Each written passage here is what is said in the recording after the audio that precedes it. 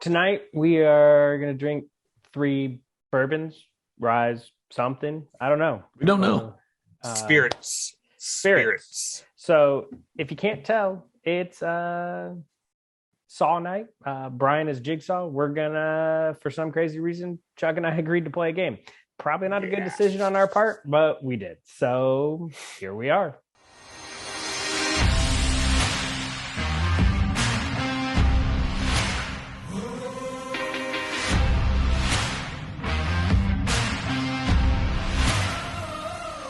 Who wants to play a game? So we're going to start off in classic fashion with a simple test, a series of choices.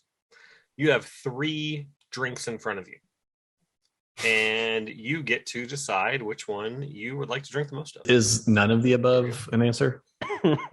And we're starting off with a little bit of, like I said, a simpler game.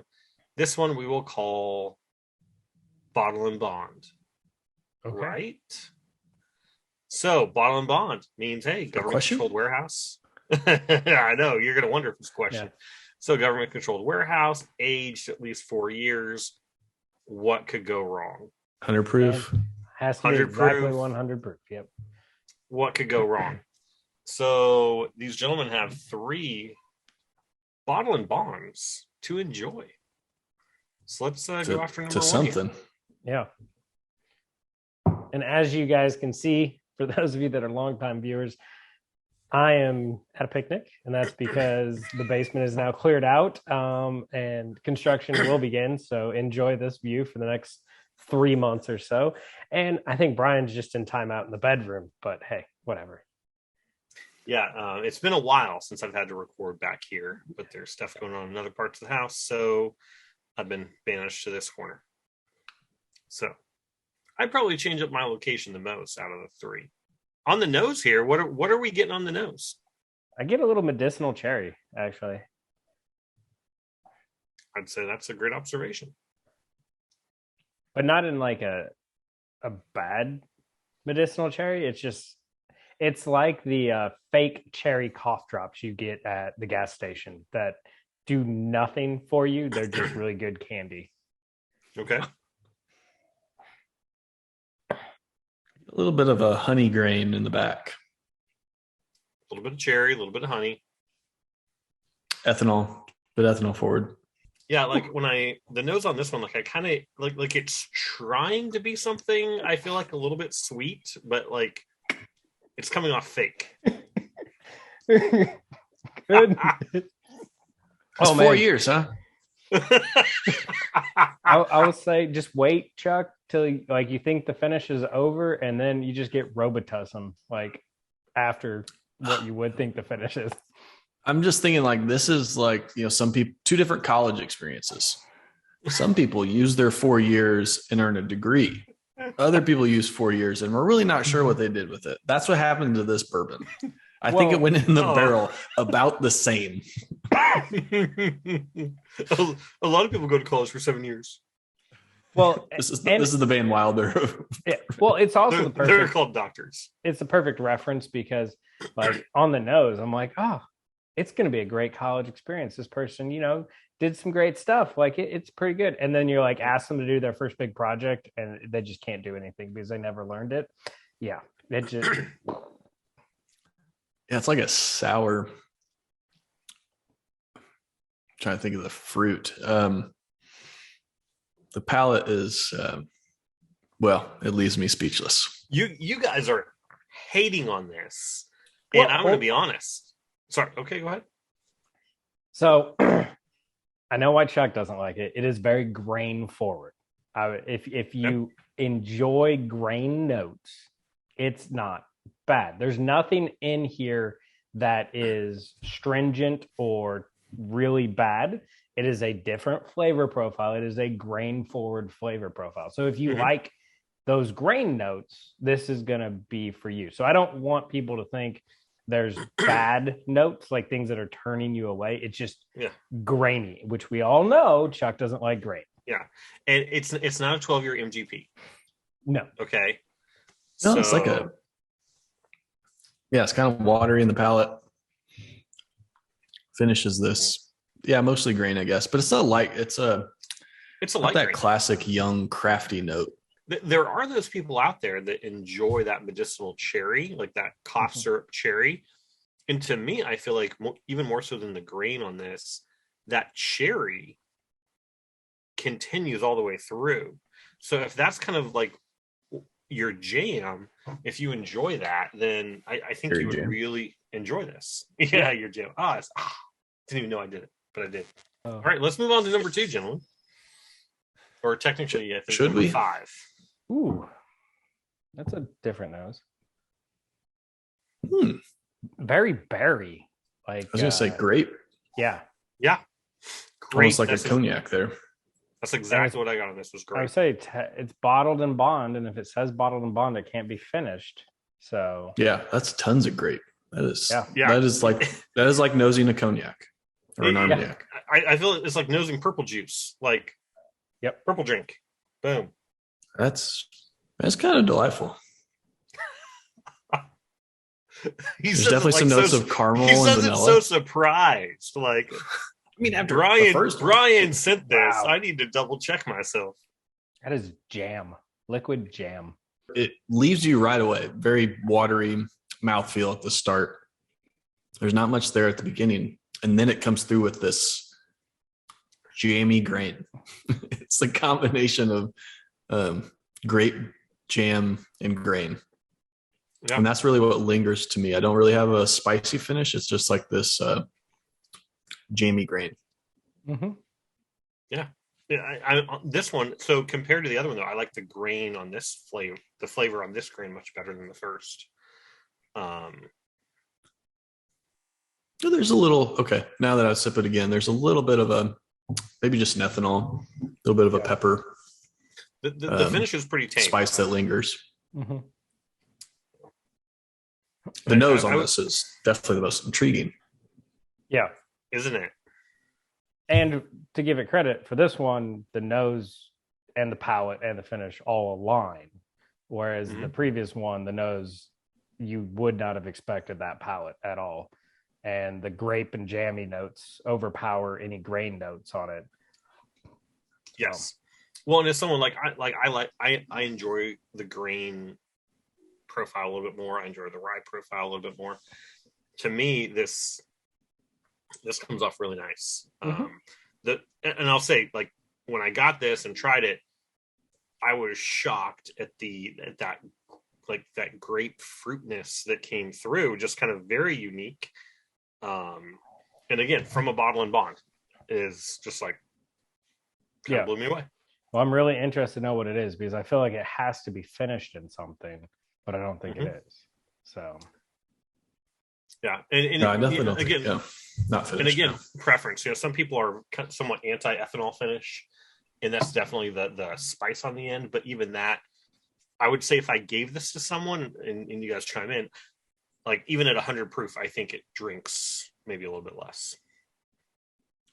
So, makes my tongue tingly, but some even some 90, like Elijah Craig can do that. So yeah. No, it's definitely better than the first one. It's very delightful. Better than the first. Still too much grain for me. Oh, shocker. Okay. All right. Number 3, gentlemen. Good luck, Chuck. It is all grain on the nose. Get a little bit of vanilla back there. Yeah, a little bit of barrel char. Dude, I feel like I get a little bit of like sour apple in there. Yeah, some Granny Smith apple, Get tons of that. That's like a wow. Whoa. That face. I love that face. Whoa. That was a ton of like sour apple. It's like a hard Jolly Rancher. Hard apple, sour apple, Jolly Rancher. And then the transition from the palate to the finish. Holy cow. That wakes you up.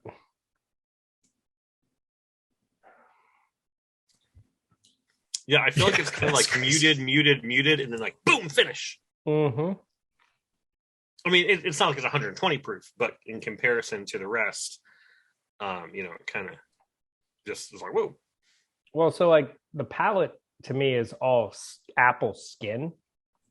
You're just getting like hints of the apple, but it's totally the apple skin. And then that transition to the palate is just like you got past the skin and it just blows up in your face with sour apple, and then out of nowhere comes burning sensation from the ethanol, and then your tongue is just numbed.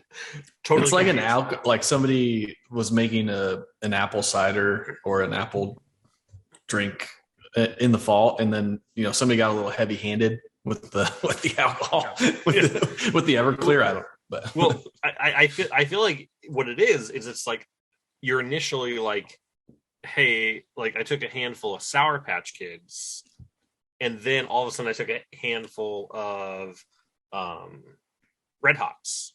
It's like boom. Yeah. It's like I got my sour and then I got my boom. So if that's your jam, Yeah, if you like Sour Patch Kids, here you go. this is just like it is to me. It's a Jolly Rancher. It's an apple Jolly Rancher. The green ones. Oh, yeah. Without a doubt.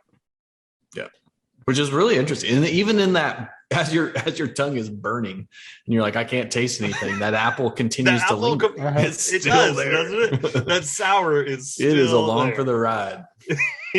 That sour apple does not quit. Yeah. Yeah. Oh man. Well, I will say I'd say number 3 would be the one that I would drink again, Brian. See, I would go with 2. I think that's my jam. Literally, it's like grape jam. So, the difference in, can we take a guess as to why Chuck chose number 3? It's Less the grain. oldest and most expensive. Less grain. It is It's not the oldest and most expensive. It is not the oldest and most expensive. Oh wow. Number 1. People who have been looking for this, and it's decently available. Jack Daniel's Bonded. I was wondering. Yeah. Yeah. I didn't get any of the banana notes that I got on the one I tried. Like, this does not taste anything like the Jack Daniel's Bonded I had, which is crazy. Well, it is. Huh. So there you go. Number 2. Near and dear to my heart. 80 Laws. 8-year. Bottle and bond. Nice. So that's the 4 grain. 4 grain. Yes, it's 4 grain. Yep. 8-year bottle and bond. So That this is is the one that just won a bunch of awards. Hey. Yeah, so that's better than their cognac finished. Yeah. This is the one. It tastes more like cognac. This one makes me become a believer in 80 Laws. We've had some good ones from them before. Now we've also had some not so good ones. Well, and that's the thing with Laws. It's a roller coaster ride. The guy, like, they have their main lineup, which is all solid stuff, but then a lot of experimental stuff, and a lot of their labels say a lot of the stuff I've sent you guys. I should probably show you the labels more, but they all say experimental. And sometimes, like, as a researcher, you're gonna miss. So but and so you get the hitters too. Yeah, and the cool thing about Laws is 80 Law, he like spends time in the distillery. Like, if you go on a tour, there's a good chance you'll be there. You may even like see him in the corner of like the tasting room, just hanging out, and you'll go up and talk to him and not even know he owns the place. And which is what happened to me. And we got talking, and I was like, hey dude, we had this chocolate finish, something that was just amazing. I was talking to him about, I was like, do you have any of those? And he was like, no. He's like, a few employees might have them in hiding somewhere. I was like, dude, you need to do that again. He's like, we already did it, and we know it's great. I want to try something else. So that's just kind of a little bit of the mindset there. Mm-hmm. Love it or hate it. So, all right, number 3. Kind of bookending the bottle and bonds. This is the Jack Daniel's triple mash. Okay. That is good. Bottle and bond. I would buy that. So out of that bottle and bond lineup from Jack Daniel's, I would say this is definitely the way to go. I've not had. They came. Correct me if I'm wrong. They came out with a 10-year release of something recently. Yeah. I've not tried that, so I don't know where that's at in comparison to these. But this triple mash, right when I tasted these, I knew this was the way to go. Like, if you had your choice between the two. So I was just in Indiana, and I found a 1-liter triple mash for $35. I did buy it. As you should. So both of the Jack Daniels came in at like $42 where I'm at. The Laws was like 75. Yeah, an 8-year product for them. That's their oldest release, isn't it? This 8-year is their oldest release. So and how they got the grape, cognac, Armagnac flavors. I don't know. Maybe it's the fourth grain that came in. I don't know, but like I could see how this could start winning awards, especially like if you're tasting that at a spirits competition against other straight bourbons. That thing is going to be so unique. Like you're instantly just gonna be like, oh, there's something special about that.